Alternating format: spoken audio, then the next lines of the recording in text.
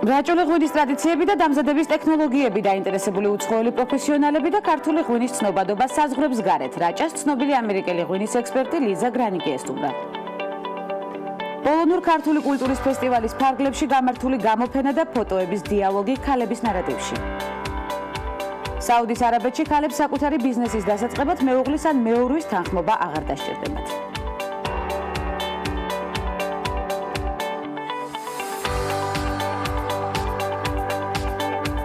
სამაყო ინფორმაციით ხმით ნარატივს უნგრეთში ეტლით ფარიკაობაში მსოფლიო თასის გათამაშების პირველ ეტაპზე ირმა ხეცურიანი ხმალში ოქროს მედლის, ხოლო რაპირაში ვერცხლის მფლობელი გახდა. ირმამ კონკრეტული გათამაშება ქალების ნარატივში დაგვიანონსა და მახსოვს დარწმუნებული ვიყავი მის წარმატებაშიც. ბრინჯაოს მოპოვება შეძლო კიდევ ერთმა ქართველმა მოფარიკავემ ხმალში ნინა თიბილაშვილმა. საუკეთესო დებიუტი იყო მსოფლიო თასის გათამაშების პირველი ეტაპი გვანცა ზადიშვილისთვისაც. ირმა ხეცურიანმა ხმლით ფარიკაობაში საუკეთესო მოფარიკავე ქალის ტიტული დაიმსახურა. ასევე ნინა თიბილაშვილი 23 წლამდე ასაკის ხმლით და რაპირით ფარიკაობაში საუკეთესო მოფარიკავის ტიტულის მფლობელი გახდა. ვულოცავთ გოგონებს მნიშვნელოვან წარმატებას და სიამაყით ველით მორიგს ცხადია. ნახოთ გადაცემის ანონსი და საქართველოში განვითარებული მოვლენებით განვაგრძოთ ნარატივი.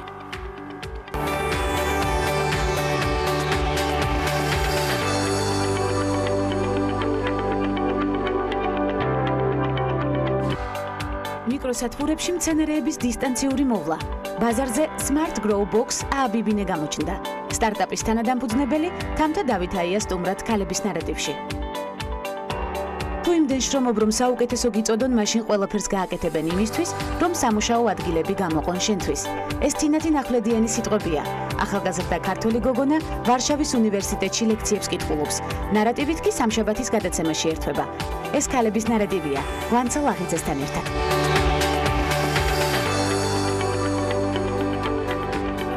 მიმდინარე მოვლენების საწყისში ერთი წლის წინ დახმაურებული ამბის დეტალები საქართველოს პროკურატურის ინფორმაციით თბილისის საქალაქო სასამართლომ გაიზიარა ბრალდების მხარის მიერ წარდგენილი მტკიცებულებები და ყოფილი ცოლის მიმართ თვითმკვლელობამდე მიყვანაში ბრალდებული დამნაშავე ცნო. სასჯელის სახედ და ზომად 3 წლით თავისუფლების აღკვეთა განუსაზღვრა.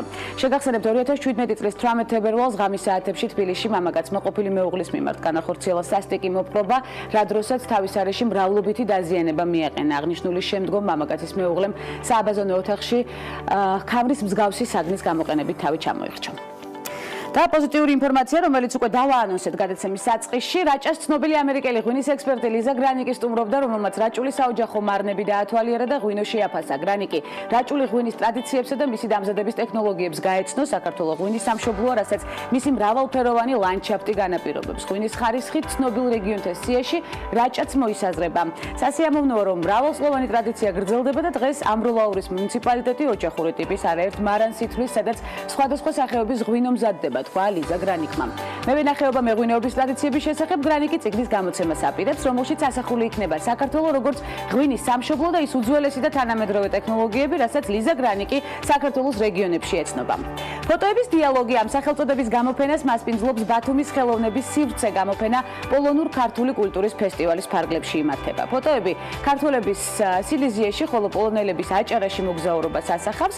ფოტოებზე ასახულია ორი ქვეყნის პეიზაჟები, არქიტექტურა და ყოველდღიური ცხოვრება. გამოფენაზე 8 ფოტოგრაფის ნამუშევარია წარმოდგენილი. ნამუშევრები აქ უნდა აღინიშნოს საგამოფენო სივრცეში 20 დღის განმავლობაში დარჩება. თანამედროვე ხელოვნების სივრცე ბათუმში 2014 წლის 9 სექტემბერს გაიხსნა და გვახსოვს სხვათა შორის ეს ინფორმაციაც მაშინ საქმიან დილაში განვიხილეთ. მორიგი საინტერესო ინფორმაცია ქალების ნარატივის არეალში პოსტსაბჭოთა ქვეყნებში დღემდე შემორჩენილია სხვადასხვა მონუმენტები, რომლებიც პირდაპირ ასახავს იმდროინდელ რეალობას. მათგან ერთ-ერთს ელგუჯა ამაშუკელის ქანდაკება ქართლის დედა წარმოადგენს, რომელსაც მსოფლიოს სხვადასხვა ქვეყნებში დებიც ხავს. ინფორმაციას ტაბულა აქვეყნებს, თუ რომელ ქალაქებში აგებულია ეს მონუმენტები და რა საერთო აქვთ მათ ქართლის დედასთან, ნახოთ ანუკა ჯოხაძის სიუჟეტი.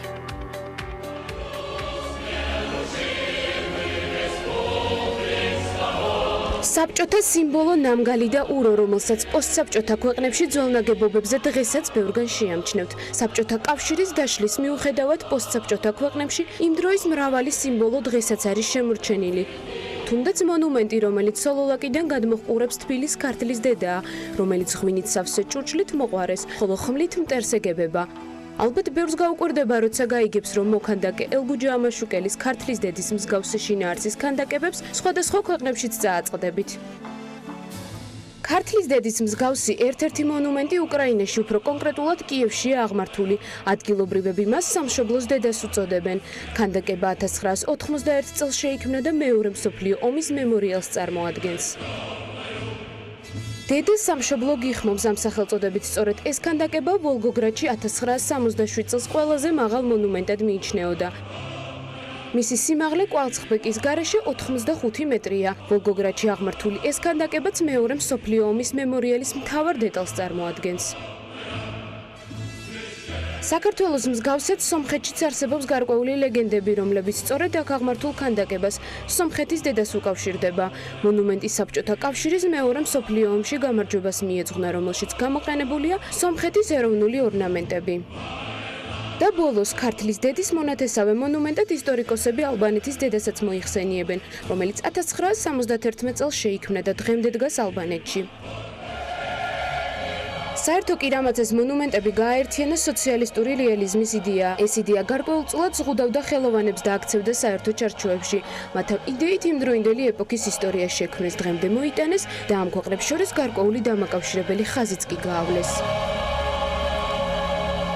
ბაზარზე Smart Grow Box ააბიბინე გამოჩნდა პროგრამის მეუღლესთან ერთად დაწყებული სტარტაპის წარმატებული სვლა. თამთა დავით აი ამ ნარატივით უნდა გაგვიზიაროს. თამთა უღმის მადლობა პირველ რიგში მობრძანებისთვის. ძალიან საინტერესო სტარტაპის მოგონებისთვის, ძალიან საინტერესო ისტორია აქვს სხვათა შორის სწორედ ამ მიმართულებას, სხვადასხვა ეგზოტიკური მცენარის კულტივაციის სიყვარულიდან. მე ასე დავარქმევდი მეუღლის მზრუნველობით და სიყვარულით მოფიქრებული სტარტაპი ერთობლივი ძალებით. ცხადია, ამასაც ხაზი უნდა გაესვას აუცილებლად. ააბიბინეს დაბადების ისტორია მოგვიყევით. მოგესალმებით, მივესალმებით თქვენს მაყურებელს. ძალიან მომწონს ოთახის მცენარეები, ძალიან მიტაცებ და ერთ დღესაც მეგობარმა ირანიდან ჩამომიტანა რაღაც სიკლამენის რაღაც თესლები და იქ წავიკითხე ეტიკეტზე, რომ ამდენი ტენიანობა უყვარს მზე, სითბო, ხშირი მორწყვა და ახლა ჩვენთან მუდმივად ზაფხული არ არის და თავიდან ჩვეულებრივად ქოთანში ესე ჩავგე რაღაცები და არა მოდის არ იხარებ და მეც დაღურემელი რაღაცა და მეთქი გიო ჩამქმარს ვეუბნები რომ მეთქი ხო არსებობს რაღაც ხალხის ათფურებში ზრდის მცენარეებს და მოდი რამე მოვიგონოთ რა ჩვენც ეგეთი რა წარმატებია. მეუღლე არის პროგრამისტი და ძალიან ეხერხება ეგ ჭხირ კედელაობები და რაღაცეები, ოღონდ რამე გააკეთოს და აი და ვინაიდან ეხა ხშირი მორწყვაც უწევს, ჩვენ მე ბათუმელი ვარ, ჩემი მშობლები იქ ცხოვრობენ და ხშირად გვიწევს რა სიარული და მეთქი ეგეც პრობლემაა, ეხა ამდენი ვიწვალო, ავაყავო და მე უცხოდ გამიხვეს, არ მინდა და იქ რაღაცეები Google-ში გადახედა, YouTube-ზე რაღაცეები, შემიძლიაო რა გავაკეთო ეგეთიო ჭკვიანიო, ყუთიო რა, თავისით რომ გააკეთებს ყველაფერსო და მეთქი მიდი დაიწყე. არის თუ არა ანალოგი საზღვრებს გარეთ ასეთი ჭკვიანი ყუთის? არ ვიცი, იმიტომ რომ დაახლოებით ასეთი ხედრია, არ ვიცი. ახლა ინოვაციაა თქო ვერ დავიბრალებ მაგას, მაგრამ არ ვიცი, ალბათ იქნება მარტო გიო ხო არ არის ახლა ეგეთი ჭკვიანი. შეიძლება მარტო გიოც იყოს ამიმართულებით ასეთი ჭკვიანი. გიოს მოვიკითხავთ ქალების ნარატივიდან ამ არაჩვეულებრივი მზრუნველობისთვის და კრეატივისთვის, რომელიც მზრუნველობის ფონზე დაიბადა, ეს არის საინტერესო. ელოდის გამოიყენეთ თქვენ პირველად თქვენ სასარგებლოდ. დაახლოებით 6 თვის წინ დიდი დრო არ არის გასული, აი მთელი 1 თვე რაღაცებს წვალობდა და ბოლოს მეთქი გეყოფა 24 საათი, მაგრამ დიჯდა ქმარი დავკარგე ფაქტიურად და უკვე თვითონაც იმდენად აზარტში შევიდა, რომ არაო რა ვიციო, რომ უეჭველი გამომივაო და აი უნდა გავაკეთო და ბოლოს როგორც იქნა, აი დაამთავრა და მართლაც კმაყოფილი აღმოჩნდა, კმაყოფილი დაურჩი და ძალიან პრაქტიკული აღმოჩნდა. არა მხოლოდ თქვენთვის, არამედ ბევრი მომხმარებლისთვის ეს არის. მე გაგვიჩნდა ეგ იდეაც, რომ უკვე მეთქი ხალხსაც მოდი შევთავაზოთ. მე დავამატეთ ეს ტელეფონ აპლიკაცია. თვითონ გააკეთა ეგ აპლიკაციაც და უკვე ტელეფონის საშუალებით, ინტერნეტის საშუალებით შეგიძლია რომ მართო რა, იქ მიუთითებ. მოდი ფუნქციებზე ვისაუბროთ. დარწმუნებული ვარ, ძალიან დაინტერესებულია მაყურებელი, რა ფუნქციებით არის გამდიდრებული, რისთვის გამოიყენება და რამდენად კომფორტულია საქმისთვის. ფუნქციებს რაც შეეხება აქვს მიწის ტენიანობის მარეგულირებელი ჰაერის ტენიანობის ტემპერატურის ანუ შესაბამისად თუ ტემპერატურა მითითებულ ზღვარს ქვევით ჩამოვა ჩაირთვება სპეციალური გამათბობლები თუ ზღვარს ზემოთავა ჩაირთვება გამაგრილებელი კულერები და ნუ ავტომატური სარწყავის სისტემა აი სპეციალური ტუმბო, ანუ თუ დიდი ხნით მიდიხარ სადმე გვერდით რაღაც დიდ ჭურჭელში წყალს დაუდგამ, ამ ტუმბოს მოვათავსებ და მილის საშუალებით, როდესაც მიწა გამოშრება, იქვე ამოვარდება აპლიკაციაში ესეთი მანათობელი ნიშანი, რომ ხეჭირებს მორწყვას, ხო და ნუ დააჭერ ღილაკს და თავისით რწყავს. თან ასახალისო პროცესია პრინციპში. კი, მე მახსოვს არის რაღაც აპლიკაციები, ფერმა, ასეთი თამაშები, ჩვენ თამაშობდით აქტიურად. მახსოვს საკუთარ ტელეფონში იტანა. შეიძლება თან თამაში და თან სასარგებლო საქმე ეს არის თავად. თუ კლიენტს უნდა შეგვიძლია ლაივ კამერაც დავაყენოთ, მაგრამ ნუ ეგ ცოტა ძვირი სიამოვნება. აი მომხმარებლების დაინტერესება რა ზღვარზე გადის, რამდენად მარტივად დაინტერესდა მომხმარებელი და რამდენად ეგრევე, აი უკვე ის Facebook გვერდი გავაკეთეთ თუ არა, ნუ ლაიქები საერთოდ არ ქონდა, მაგრამ ნუ გწერდნენ და გწერდნენ. აი უკვე რომ მარკეტერმაც დადო და ის საუკეთესო ხუთეულში რომ შევიდა, მე უკვე წამოვიდა ეს რაღაც რადიოებიდან ეს სტარტაპი მე ვფიქრობ რომ საზღვრებს გარეთაც უნდა გავიტანოთ, მით უმეტეს რომ არც გაგვიგია საერთაშორისო ბაზარზე მსგავსი რა. აი იმდენად სწრაფად მოხდა ეს ყველაფერი, რომ რავი ჯერ აი მაგაზე საერთოდ ფიქრიც არ არის, რომ საზღვარგარეთ გავიტანოთ, მაგრამ ალბათ დავიწყოთ. ჯერ უნდა დააკმაყოფილოთ ქართველი მომხმარებელი. ცხადია, რამდენად სირთულეებთან არის დაკავშირებული, სწორედ დაკმაყოფილებასთან დაკავშირებით უნდა ვისაუბროთ, იმიტომ რომ შეიძლება მოთხოვნა იყოს მაღალი, თუმცა მიწოდებასთან შეგვექმნას გარკვეული პრობლემები, იმიტომ რომ რთული პროცესია და ალბათ ხანგრძლივი, ხო, თითოეული კუთხის შექმნა. ხანგრძლივი იყო ეს თვითონ პირველის შექმნა, უკვე არსებობს ეგ პროგრამა და უკვე ანუ დანარჩენი ძალიან სწრაფად დამზადდება, მაგრამ იმდენად ბევრი შემოთავაზება, რომ ეხლა ვეძებთ ვინმე დამფინანსებელს, კარგი იქნება თუ გამოჩნდება, რომ აი ფართიც ვიქირაოთ და 1-2 მუშახელი მაინც რო ავიყვანოთ, თორე აი მარტო გიო ალბათ ვერ გაწყდება. ნამდვილად, უნდა გაფართოვდეს ბიზნესი, სხვადასხვა მიმართულებებიც უნდა შემოიმატოთ, მე დარწმუნებული ვარ, კრეატივზე ორიენტირებული მეუღლეები. გვაქვს ვაპირებთ, რომ სასუქები ჩამოვიტანოთ ისეთი, რომელიც საქართველოში არ არის, რაღაც სამი სახეობის სასუქია, მცენარე სჭირდება 3 სხვადასხვა ეტაპზე. და ეს სასუქები იყიდება ლიტრობით, მაგრამ იმდენად ძვირია, რომ კლიენტს ფიზიკურად ეხა ამდენი არაფერში არ ჭირდება და ჩვენ ვაპირებთ, რომ მილilitrობით გავყიდოთ. ანუ რამდენიც დაჭირდება, იმდენი ჩამოუსხათ. მისთვისაც უფრო ხელმისაწვდომი იქნება. ასევე გვინდა ვაწარმოოთ smart ქოთანი, ჭკვიანი ქოთანი, რომელსაც მოიცავი ნაჭრის ქოთანს, რაღაც სპეციალური ნაჭრისგან არის დამზადებული.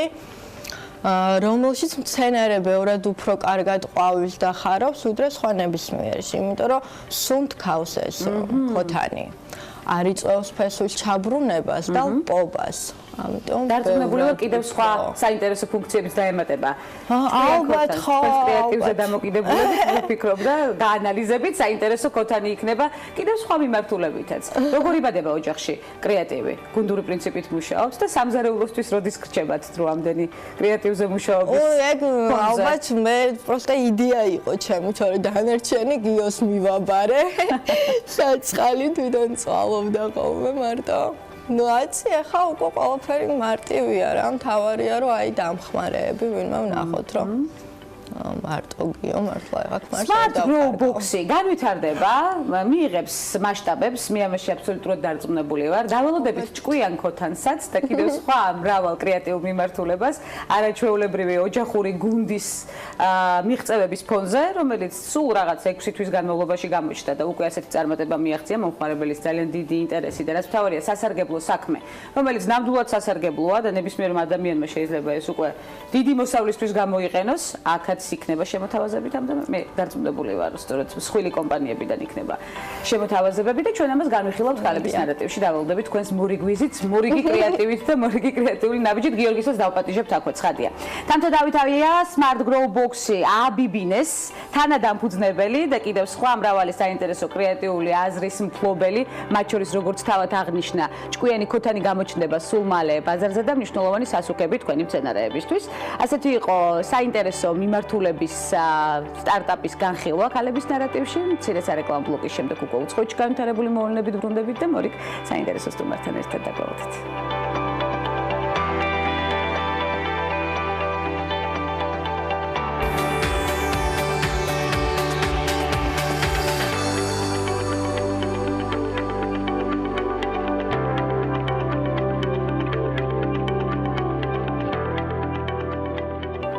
უცხოეთში განვითარებული მოვლენებით ბრუნდებით ქალების ნარატივის არეალში. საუდის არაბეთში ქალებს საკუთარი ბიზნესის დასაწყებად მეუღლის ან მეურვის თანხმობა აღარ დასჭირდებათ. ამის შესახებ Gulf News წერს.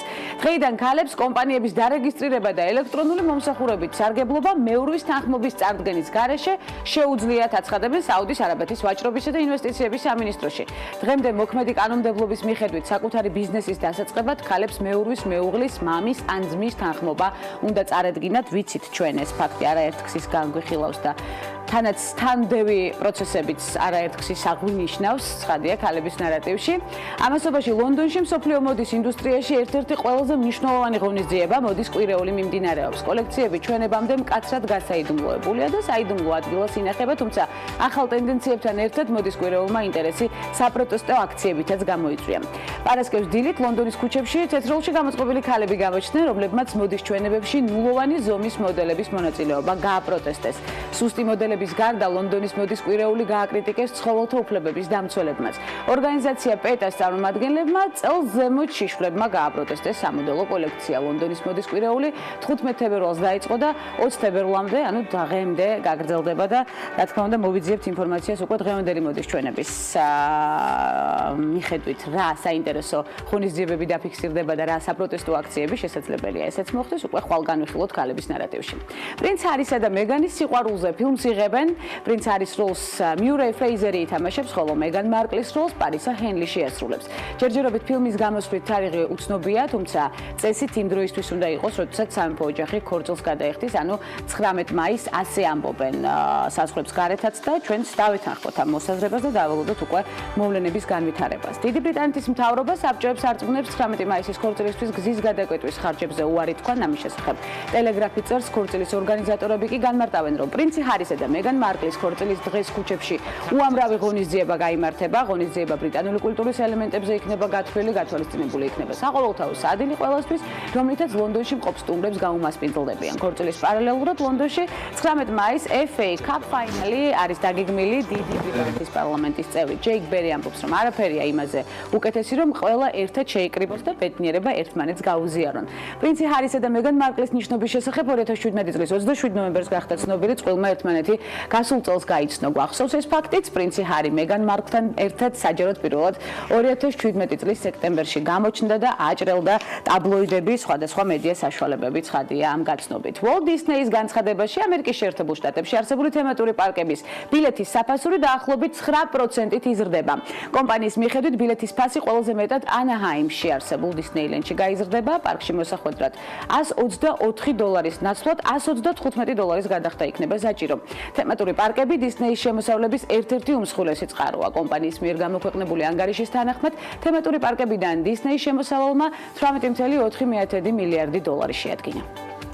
მორიგი საინტერესო ინფორმაცია კინოინდუსტრიაზე, რა უფრო ხიბლავს მაყურებელს ტიპიური ჰოლივუდური ბლოკბასტერები თუ კინოაკადემიის ჯილდოს მფლობელი ფილმები. Box Office Mojo აქვეყნებს სტატისტიკას, სადაც წარმოდგენილია 10 ისეთი ფილმი, რომლებმაც გაყიდული ბილეთებით $1 მილიარდზე მეტი შემოსავალი მიიღეს. სიაში მოხვედრილი ფილმები და მათი შემოსავლები ვნახოთ კესო კაციტაცის სიუჟეტში.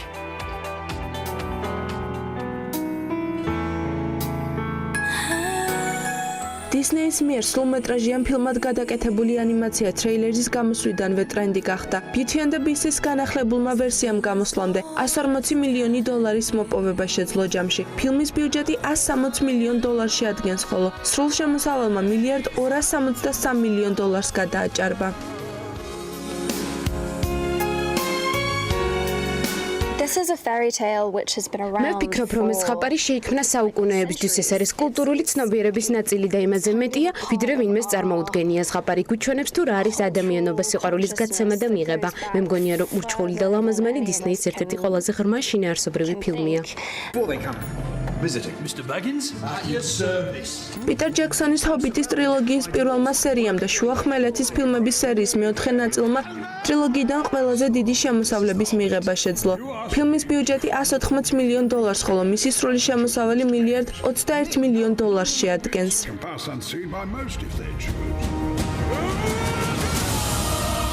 ჰარი პოტერი და სიკვდილის საჩუქრების მეორე ნაწილმა $1.3 მილიარდი მოიპოვა, როდესაც ფილმის ბიუჯეტი $250 მილიონ შეადგენდა. პირველმა ეპიზოდმა კი მხოლოდ $960 მილიონ შემოსავლის მიღება შეძლო. ჰოგვარტსის ჯადოსნურმა სამყარომ მოახერხა მოეხსნა არაერთი რეკორდი და გარდა ამისა, მილიონობით ფანის გულებით სამუდამოდ დაიპყრო.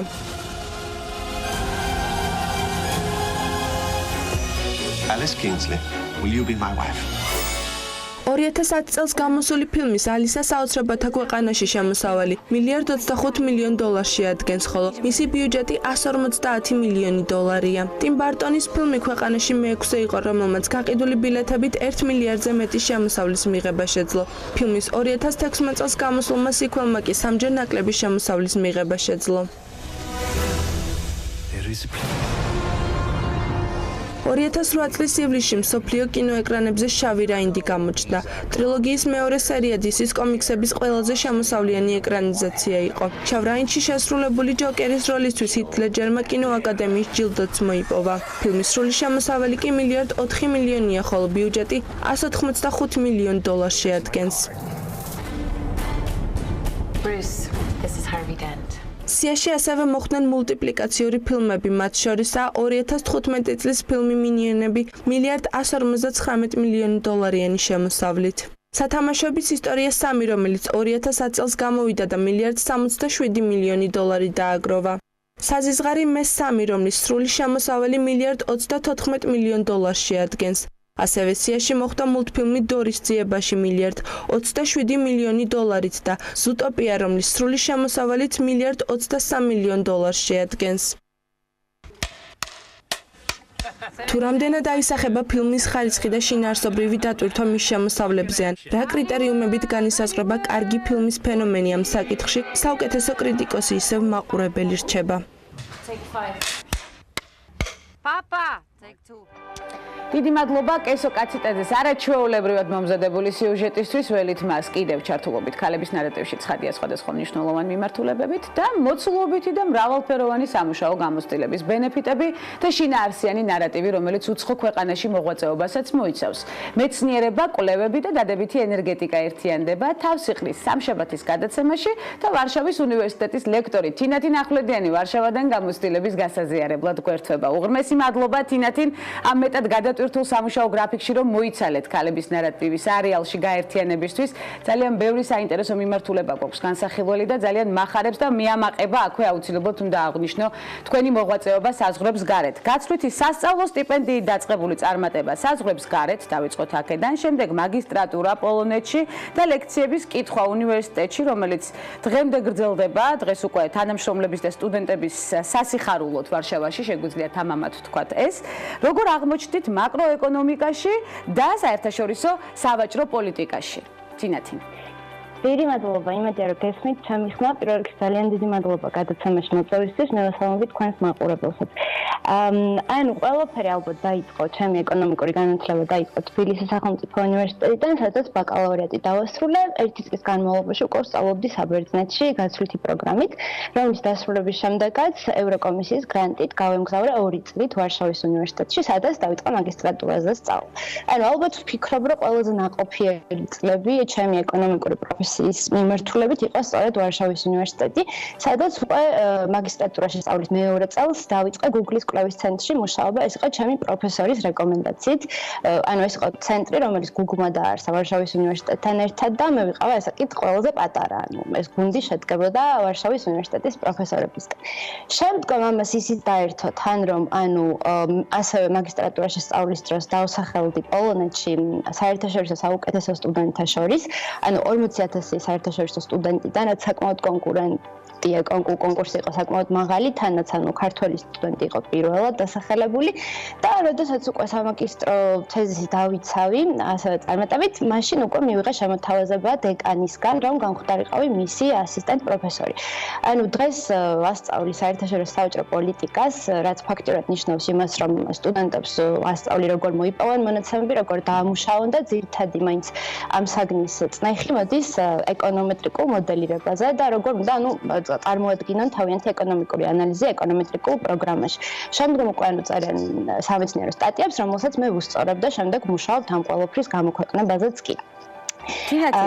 პარალელურად, როგორც თავად აღნიშნეთ, მეცნიერებით ხართ დაკავებული, აღნიშნეთ კიდეც გუგლისა და ვარშავის უნივერსიტეტის მიერ დაარსებულ კვლევით ცენტრში მუშაობის გამოცდილება და ძალიან საინტერესო და მნიშვნელოვანი გამოცდილება ცხადია. გრძელდება თუ არა თქვენი სამეცნიერო მიმართულებით მოღვაწეობა? ნამდვილად გრძელდება, მას შემდეგ რაც მივიღე სასწავლო შემოთავაზება, ამასთან ერთად რამდენიმე თვეში დავიწყე დოქტორანტურაში სწავლას ასევე ვარშავის უნივერსიტეტში და დღესდღეობით ვარ ძალიან მასშტაბური, სამწლიანი კვლევითი გრანტის ხელმძღვანელი, რომელიც არის გამოყოფილი პოლონეთის ეროვნული სამეცნიერო ცენტრის მიერ. იქიდან გამომდინარე, რომ პროექტი არის საკმაოდ მასშტაბური და საკმაოდ მაღალბიუჯეტიანი, ჩემთვის ეს არის პატივი, რადგან ფაქტობრივად არც ველოდდა მიხარია, რომ არ ქონია არავითარ დისკრიმინაციას ადგილი, მაგალითად იმ ფაქტორის გათვალისწინებით, რომ არც პოლონელი არ ვარ, არც ევროკავშირის მოქალაქე და მაინც ფაქტიურად ამ პოლონეთის სახელმწიფო თანხა და ევროკავშირისგან გადმორიცხული თანხა ახმარდება კვლევას, რომელსაც მე ვხელმძღვანელობ. ამას გარდა ამ კვლევის ფარგლებში შარშან 6 თვის განმავლობაში ვიმყოფებოდი ამერიკაში, ინდიანას უნივერსიტეტში კვლევითი ვიზიტით, შემდგომ დავბრუნდი პოლონეთში, შემდგომ გავემგზავრე შანხაის უნივერსიტეტში, ასევე კვლევითი ვიზიტით და უკვე აგვისტოში მუშაობდი ვენის უნივერსიტეტში და ასევე ვენის უნივერსიტეტთან არსებული ვენის საერთაშორისო ეკონომიკის ინსტიტუტში ასევე კვლევითი ვიზიტით. ჩემი კვლევითი თემატიკიდან გამომდინარე, ასეთი გარდამავალი პერიოდიც მაქვს, ამ ეტაპზე დღესდღეობით გერთობით ბრუგედან, შემდგომ სექტემბერში უკვე ჩამოვედი ბრუგეში, ბელგიაში, სადაც ევროპის კოლეჯში დავიწყე ერთწლიანი სამაგისტრო პროგრამაც. ძალიან რთულია, ფაქტიურად 4 კვირიდან, 1 კვირას ვარშავაში ვატარებ, სადაც მივემგზავრები, ვატარებ ლექციებს, შემდგომ ჩამოვდივარ და მთელი კვირა ვრჩები სტუდენტებთან იმეილის საშუალებით კონტაქტზე, მაგრამ იქიდან გამომდინარე, რომ უკვე მესამე წელია, რაც ამ სალექციო კურსს ხელმძღვანელობ, ამის ფუფუნება რაღაცნაირად მქონდა, რომ გეოგრაფიულად გადატვირთული გრაფიკით ნამდვილად გადატვირთულ გრაფიკში ხართ, ნამდვილად, თანაც თვითმფრინავში ახერხებთ სასარგებლოდ გამოიყენოთ ის დრო. ესეც ამოვიკითხე ერთ-ერთ ინტერვიუში და ამ თემაზეც აუცილებლად გადავალთ. თუმცა მაინტერესებს სწორედ ისევ კვლევების მიმართულებით დაგისვათ კითხვა თინათინ. ქართული ეკონომიკის კვლევის პროექტებით თუ ხართ დაინტერესებული და რა არის ამისთვის საჭირო, რომ სწორედ საქართველოში დაინტერესდეთ ამ კუთხით? ძალიან კარგი შეკითხვა, ალბათ ის თემა, რაც ძალიან მაწუხებს, ამ ეტაპზე არა, იმიტომ რომ ჩემი კვლევა ეხება ცენტრალური და აღმოსავლეთ ევროპის ქვეყნებს, რომლებიც არიან ევროკავშირის წევრები. იქიდან გამომდინარე, რომ სწორედ ეს ევროკავშირის წევრი ქვეყნები აძლევენ ჩემს გრანტს, კვლევით გრანტს დაფინანსებას. რა თქმა უნდა, აქ არ არის მხოლოდ ფინანსურ წყაროზე საუბარი, უბრალოდ ამ ეტაპზე ვარ ძალიან დატვირთული და უახლოეს პერიოდში, როგორც კი ჩემს სადოქტორო თემაზე მუშაობას დავასრულებ და ეს იქნება ძალიან მალე, რამდენიმე თვეში, ვაპირებ, რომ ნამდვილად დავუთმო დრო უკვე ქართული ეკონომიკის სწავლას, იმ კუთხით მოვიძიო თქვა ფინანსური წყაროები და დავუკავშირდა საქართველოს მოღვაწე ახალგაზრდა მეცნიერებს თუ გამოცდილ მეცნიერებს, მით უმეტეს, რომ ჩემი ლექტორები, ვინც მე განათლება მომცა ესაბის ეკონომიკური, თესეუდან, არიან დღესაც ჩემი უფროსი და ძალიან კარგი მეგობრები, ამიტომ იმედი მაქვს, რომ ამ კუთხით სამომავლოდ რაღაცნაირად გავაქტიურდებ. დარწმუნებული ვარ ამაში, თანაც ივნისში ახლობლების სანახავად ჩამოხვალთ და აუცილებლად გვესტუმრებით უკვე ქალების ნარატივის სტუდიაში, მე ამის ძალიან დიდი იმედი მაქვს. თანაც ჩვენ ძალიან გვჭირდება სწორედ თქვენი ცოდნის რეალიზება საქართველოში, ნამდვილად სხვადასხვა მიმართულებით განათლების რეალიზება ასევე საქართველოს წარმატებისთვის. ამასაც აუცილებლად გავივლით უკვე მაშინ, როდესაც ქალების ნარატივის სტუდიაში მობრძანდებით. სტუდენტებთან ურთიერთობა თქვენთვის სასიამოვნო პროცესია, ესეც ვიცი. რა გხიბლავთ ყველაზე მეტად ვარშავის უნივერსიტეტში მუშაობისას, თინათინ და იგეგმება თუ არა უკვე ქართულ სტუდენტებთან, ისევ საქართველოსთან მოვდივარ და აუცილებლად გიზიდავთ საქართველოში, მასტერ-კლასის ჩატარება. თუ არის რაიმე პროექტები განხილვაში სამომავლოდ ამ მიმართულებით? კი ბატონო, ანუ პირველ რიგში ალბათ ყველაზე ისეთი მომენტი იყო, როდესაც დავიწყე ლექციების კითხვა. მე ვიყავი 24 წლის და ეს სალექციო კურსი არის განკუთვნილი მაგისტრატურის მეორე კურსელთათვის, ანუ საშუალო ასაკი ჩემი სტუდენტების არის ჩემზე 5-10 წლით უფროსი და ასევე მე ვასწავლები ჩემს ჯგუფელებს, რომლებმაც ჩემთან ერთად ვერ დაასრულეს სწავლა, იმიტომ რომ საკმაოდ მათემატიკური პროგრამა იყო, რომელიც მე დავასრულე, ამიტომ ყველა ვერ ასრულებს დადგენილ ვადაში. ნუ ეს მომენტი იყო ნამდვილად დასაფიქრებელი, მაგრამ როდესაც თქვა გაქვს პრინციპები, რომ იყო არა მიკერძოებული და ანუ ობიექტურად მოახდინა შეფასება, ეს პრობლემა მეტნაკლებად გადალახვედი. ანუ ალბათ სწავლებაში ყველაზე მეტად ის მიყვარს, რომ საერთოდ რატო ვსწავლობ და რატო ვიღებ განათლებას, იმიტომ რომ მე ეს უნდა გავუზიაროთ იმათ, ვისაც ეს თემები აინტერესებს. გარდა ამისა, სტუდენტებს აქვს ძალიან კარგი თვისება, სვამენ ძალიან ბევრ კითხვას და ეს კითხვა არის ყოველთვის ძალიან საინტერესო, რაც მაფიქრებს და ერთ და იგივე საკითხი შეიძლება საერთოდ სხვანაირად შევხედო ხოლმე და ფაქტობრივად მეც მეხმარება რაღაცა საკითხების უკეთ გააზრებაში. რაც შეეხება ქართულ რეალობას, ანუ მე მინდა გითხრათ, რომ როდესაც თესეულ სტუდენტი ვიყავი, ძალიან აქტიურად ვცდილობდი, რომ ბევრი პროექტი გამაკეთებინა და სემინარების ციკლის ორგანიზატორი ვიყავი, აი მაღლიველი სტუდენტი ვარ, სწორედ ეკონომიკის ფაკულტეტზე, ანუ მაღლივში. და ანუ ამ კუთხით მე მაშინ, როდესაც საქართველოში ვცხოვრობდი, ვიყავი დაკავებული. ასევე ანუ 17 წლიდან მე მუშაობდი, ვიყავი კერძო მასწავლებელი 6 საგანში სკოლის მასწავლებლებისთვის. ამიტომ ჩემი მასწავლებლობა და ეს რაღაცა ძალიან ადრეული ასაკიდან დავიწყე და პირიქით ძალიან გამიხარდება საქართველოში, როდესაც ჩამოვალ, ეს იქნება მოკლედ უგრძელოვანი ვიზიტი თუ მანდ გადმოცხოვრება იქნება, ეს აუცილებლად შევეცდები, რომ თქვა საუნივერსიტეტო საქმიანობას ხელი მივყო, იმიტომ რომ ეს ჩემი პროფესიაც არის და იმედია, რომ საქართველოსაც შეიძლება გამოადგეს. ჩვენ ვეცდებით, რომ ისეთი პირობები შეგიქმნათ, რომ სწორედ საქართველოში განაგრძოთ მოღვაწეობა, ნამდვილად გჭირდება თქვენაირი კადრები, სწორედ თქვენი ცოდნის რეალიზებისთვის საქართველოში, როგორც უკვე აღნიშნე თინათინ, უღრმესი მადლობა სწორედ ამ მიმართულებებისთვის და ამ ინტერესისთვის სხვადასხვა საგნის მიმართს და აუცილებლად უნდა აღნიშნო ისიც, რომ გარდა მეცნიერებისა, კვლევებისა და მაკროეკონომიკისა და ტექნოლოგიებისა, ასევე ხატავთ და მუსიკით ხართ დაკავებული. ესეც ძალიან მნიშვნელოვანი ხაზია ჩემთვის. როდის თვითმფრინავში ვიცი, რომ ახერხებთ გარკვეული ნახატების და კომპოზიციების გადმოტანას ფურცელზე. არის ასეთი? თვითმფრინავში ძირითადად ვაკეთებ პრეზენტაციებს, იმიტომ რომ ჩემი ყველა ვიზიტი არის დაახლოებით ან კონფერენცია, ან კვლევით ვიზიტი და როდესაც უკვე თუ არ ჩამეძინა ხოლმე ვუყურებ ფილმებს, ეს არის მე მგონი ერთადერთი ადგილი, სადაც შემიძლია ფილმს ვუყურო. ან როდესაც ფრენა გრძელდება 10 საათზე დიდი ხანი. რაც შეეხება ჩემს ანუ ამ რაღაცა შემოქმედებით საქმიანობას, მე ვარ საკმაოდ ემოციური ადამიანი და გარდა მაგისა მე გვჭირდება მოდელი, როგორ უნდა ვიყოთ პროდუქტიულები. იმიტომ რომ ვთვლი, რომ როდესაც მენტალურ საქმეს ეწევი და ეს კვლევა არის ალბათ საქმიანობა, სადაც გჭირდება 100% კონცენტრირება. ეს არის შეუძლებელი, რომ გააკეთო მთელი დღის განმავლობაში და გააკეთო დაღლილი გონებით, იმიტომ რომ ეფექტიანობა არის ძალიან დაბალი. ამიტომ მე რომ არ გავირბინო თქვა ის 20-25 კილომეტრი, რასაც კვირის განმავლობაში დავირბივარ, ალბათ მე პროდუქტიული ვერც ვიქნები.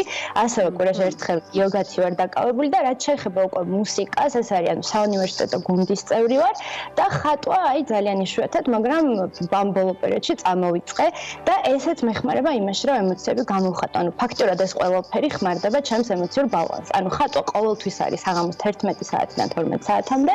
საუნივერსიტეტო გუნდი, ანუ ყოველ კვირა თუ კი რაღაცა ჩავარდა არ მოხდა ხოლმე. ანუ შედარებით უფრო სისტემურად და ეს სირბილი და იოგა არის ჩემი ყოველდღიური რუტინის ფაქტობრივად ნაწილი, რომელსაც არასდროს არ ვწავებ. თინათინ, არც კი ვიცი, რომელი ერთზე გავამახვილო ყურადღება, სასაუბრო ძალიან ბევრი გვაქვს, მაშინ როდესაც ან ივნისში ჩამოხვალთ და სტუდიაში კიდევ ერთხელ დავიტოვებ პირობას, რომ გვესტუმრებით ქალების ნარატივის არეალში. ძალიან ბევრი საომავლო გეგმაც და მიმდინარე პროექტიც გვექნება განსახილველი. მე აბსოლუტურად დარწმუნებული ვარ, ახლა კვლევებით ხართ დაკავებული და შემდეგ უკვე საქართველოში ქართულ რეალობაში მოვერგებით სწორედ ამ კვლევების მიმართულებით. დარწმუნებული ვარ. უღრმესი მადლობა იმისთვის, რომ გამონახეთ ამ ძალიან გადატვირთულ სამუშაო გრაფიკში და არა მხოლოდ სამუშაო, ასევე განტვირთვის გრაფიკით ძალიან გადამტვირთველია. მე ვფიქრობ, თუ მხოლოდ და მხოლოდ პოზიტიურად განვიხილავთ, არ შეიძლება იყოს განტვირთვა გადამტვირთველი, მაგრამ მაინც დროის მონაკვეთი გარკვეულწილად დიდი მონაკვეთი მიაქვს თქვენი დღის რეჟიმიდან, რომელიც აბსოლუტურად ყველა წუთი და წამი არის პროდუქტიულად გამოსაყენებელი და ასეც იქცევით. დიდი მადლობა გადაცემაში მონაწილეობისთვის. თინათინ ახვლედიანი, ვარშავის უნივერსიტეტის ლექტორი, მეცნიერ თანამშრომელი, მკვლევარი, სხვა რეგალიის ავტორი და მფლობელი, სტუმრობდა გადაცემას ქალების ნარატივი. ასეთი იყო დღევანდელი ნარატივი. ხვდებით ერთმანეთს ხვალ ზუსტად 11 საათზე, მორიგი აქტუალური მიმართულებებით და თემებით, საერთიარსო და რა თქმა უნდა წარმატებით სავსე სამშაბათს გისურვებთ ბედნიერად.